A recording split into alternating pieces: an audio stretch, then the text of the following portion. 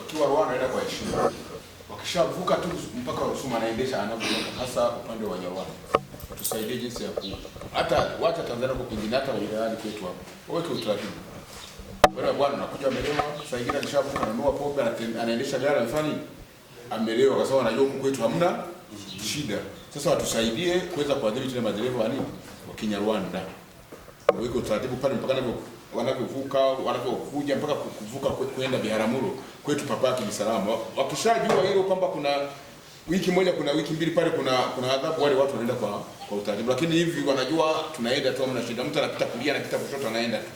Ndio maana ukuta ajali ziko nyingi. Sasa sisi tukianza au wengine mbele watakuja huko kwetu wakiona sisi kama tumefanya vizuri zaidi. Asante. Kitu moja liliulizwa kwenye mtaro nje tu. Na jamaa wamebananisha, dereva akakosa hamna namna, ilibidi na bahati mbaya alikuwa na kiongozi mmoja tena wa chombo. Uone hatari yake. Lakini mimi nimeshakoswa mara 3 nikiwa na gari binafsi. Yaani jamaa unajua umekaa upande wako huko salama, anakuja. Unapiga taa anakuja. Unafanya inabidi utafute pa kutokea.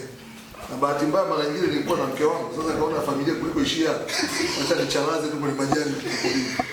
Kwa hiyo hao watu wanatuonea. Lakini niombe vyombo vyetu vya ulinzi na usalama. Kweli udhibiti ambao mnatutumia kutukagua sisi wazawa ndugu zetu, hebu mtumie kwa udhibiti wale. Kwa kweli ni changamoto. Tusisubiri maafa makubwa. Hali ya usalama wa barabara yetu hapa sio nzuri. Mimi nimetoka juzi ukanda ule. Nimeangalia jinsi wanapokuwa humble na nidhamu walionayo Wanyarwanda kwenye upande wao. Sasa ikija huko kuna shida gani? Au ndo yake Mungu ndio anasema kwamba tukija huko tena inakuwa ni changamoto. Basi mheshimiwa kitu nitaka nikuchagize hiyo. Hali sio nzuri. Lakini tuko na kipima ulevi. Maana tumegundua tochi na move kipima ulevi ni muhimu. Kwa hiyo yote rafiki yote alishamwambia ili tupate kipima ulevi. Unajua vinaharibika sana. Ili tupate vya kutosha, tupate hata viwili kule na pointi pamoja na hapa K9 pale juu.